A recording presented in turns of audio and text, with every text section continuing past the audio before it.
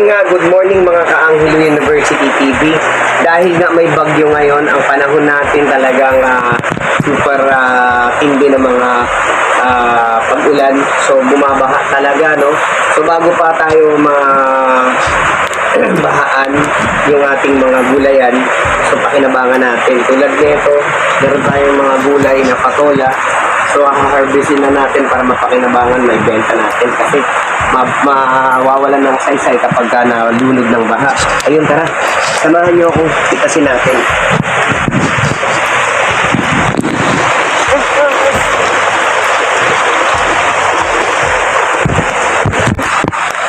So yun nga guys, no?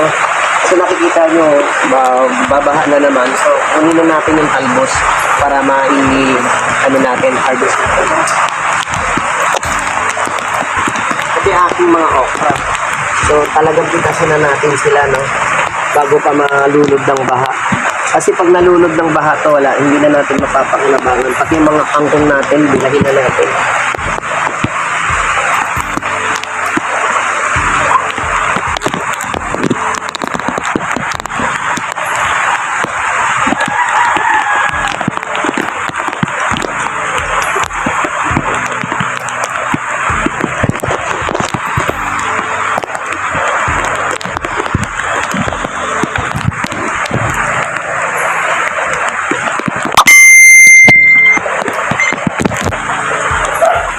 Ayun guys, pati itong ating saluyot, titirahin na natin dahil bumababa siya dahil sa dami ng kapal ng ulan.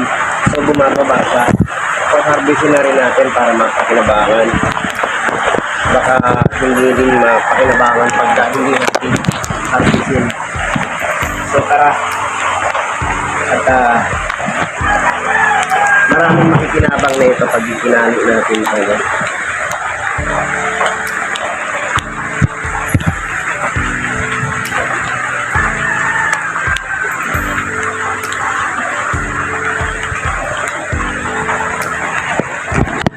So yun nga guys, no, dahil sa tuloy-tuloy yung pag-ulan, ayan, tinan nyo yung aking kangkong at pinaha na, so hindi na siya na-grow ulit kasi nga baha, no.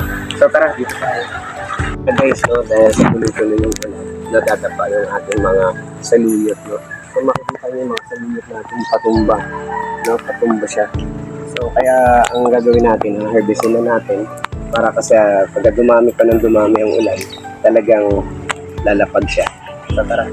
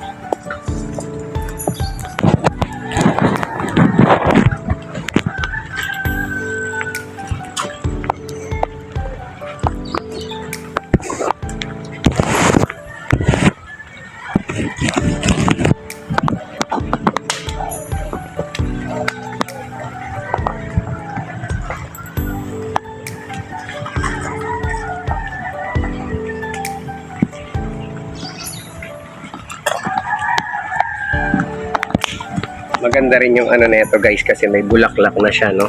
So talagang ayan, no. Dami. Ito yung masarap na lulutuin ng mga tao dito mamaya. So hihimayin natin ng tig to 20 pesos. Lalagyan natin ng tali, tapos ilalatag natin doon. Mapapakinabangan natin yung ating mga tinanim na dito sa area na to, no. So yun guys, thank you. So yun guys, no, dahil sa maulan, no, sa maang panahon, talagang in-harvest na natin yung dapat. Yung iba talaga wala na, no, nalunod na. So kaya ang gagawin natin, kung maaari, gulayin na natin, no. So baka maian natin kahit pa paano, baon-baon ng mga bata. Ikuha natin. So meron din tayo, yan ang sinasabi nila, no? Kapag ka may itinanim, meron ka talagang aanihin. So talagang nagasik ang Panginoon ng lupain para tamnan at tayong mga tao makikinabang pag dating ng panahon na kailangan na nating harvestin. So yun nga ang ating mais doon. Sana hindi maapektuhan ng bagyo, no? So pero sige, mapapakinabangan din naman yan pagdating ng So sa ngayon, ito muna yung natin, tirada natin. Tapos mamaya akyat ako ng patola. Kunin ko naman yung mga patola, yung okra natin, pang na natin yan, pang punla. So yun guys, thank you. Yung mga tanim natin, nailigtas natin yung iba.